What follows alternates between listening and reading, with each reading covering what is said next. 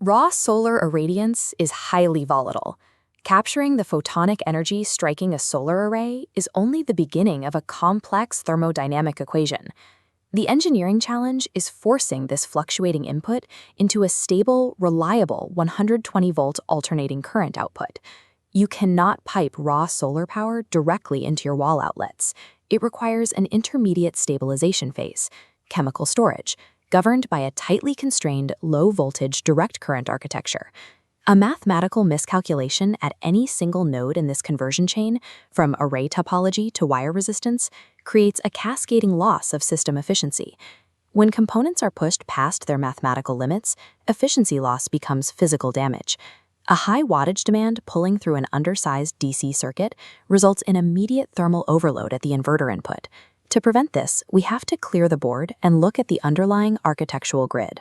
Designing a safe, low-voltage system requires balancing competing physical boundaries at every step, managing everything from shading physics to chemical limitations.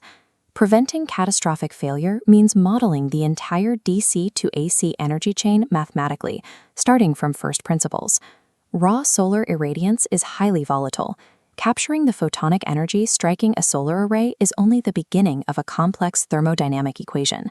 The engineering challenge is forcing this fluctuating input into a stable, reliable 120-volt alternating current output. You cannot pipe raw solar power directly into your wall outlets. It requires an intermediate stabilization phase, chemical storage, governed by a tightly constrained low-voltage direct current architecture.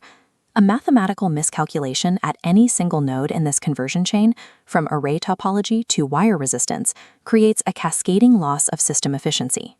When components are pushed past their mathematical limits, efficiency loss becomes physical damage.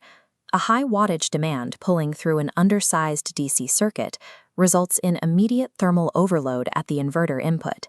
To prevent this, we have to clear the board and look at the underlying architectural grid. Designing a safe, low-voltage system requires balancing competing physical boundaries at every step, managing everything from shading physics to chemical limitations.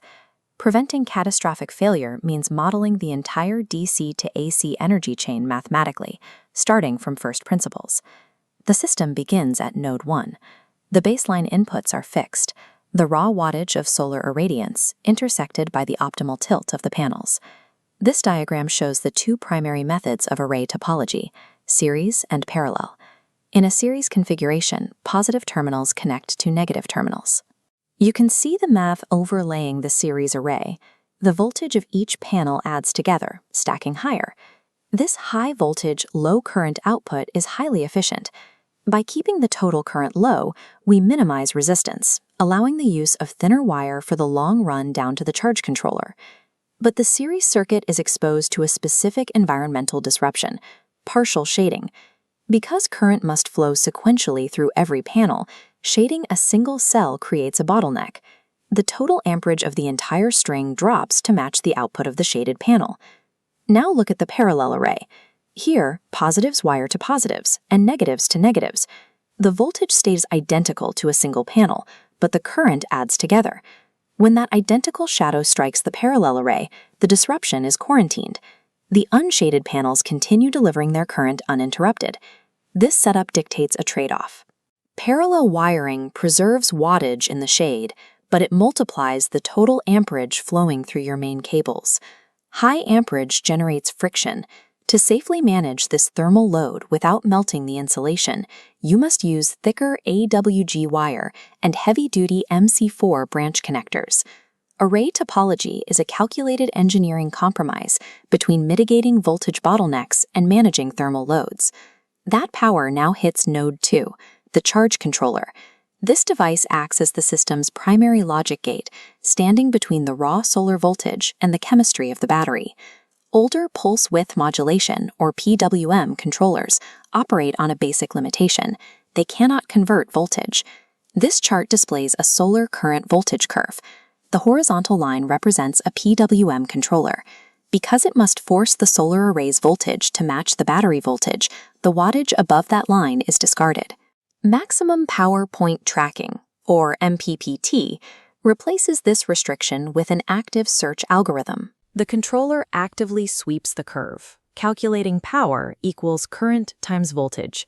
It locks onto the crest of the wave, extracting the highest wattage available at any given millisecond. It achieves this by using an internal DC to DC transformer, decoupling the incoming panel voltage from the outgoing battery voltage. But high voltage introduces a failure point tied to environmental physics, cold weather. Solar panel voltage increases as temperature drops. Manufacturers provide a temperature coefficient to calculate this change. If you design your series string to match your controller's voltage limit on a warm day, a sub-zero morning causes an open circuit voltage spike. MPPT algorithms are highly efficient, but failing to calculate for cold weather VOC spikes results in an over-voltage event that will destroy the controller.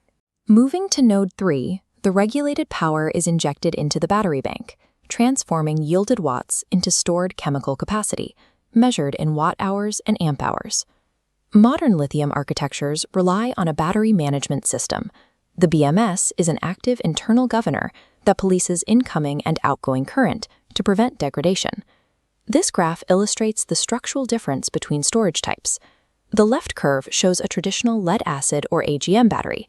Its voltage drops steeply as it drains. The right shows lithium iron phosphate, LiFePO4, which maintains a stable voltage curve until the end of its cycle.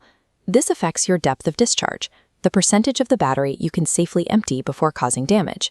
Lead-acid restricts you to a 50% usable depth of discharge. LiFePO4 allows you to utilize 80 to 100% of its stated capacity. But capacity is only half the equation. You must also factor in the C rating.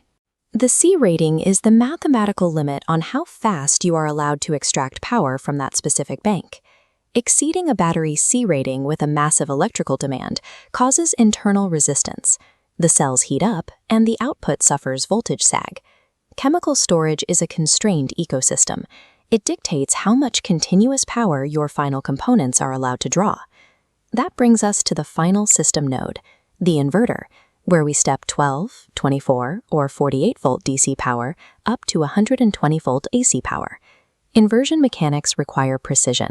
A pure sine wave inverter replicates grid power, ensuring the safety of sensitive electronics. Modified sine wave inverters produce a stepped signal that can overheat specific appliance motors. But inversion carries a thermodynamic cost.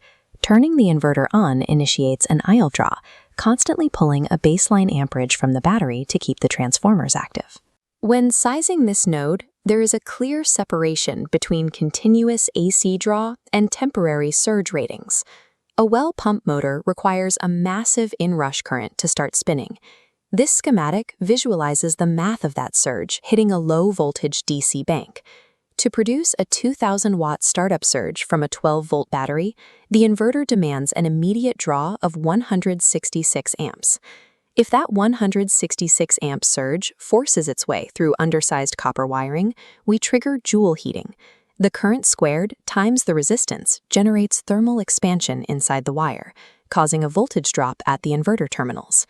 This specific power loss creates heat. It can melt insulation and creates a fire hazard in seconds. This forces a rule of protection.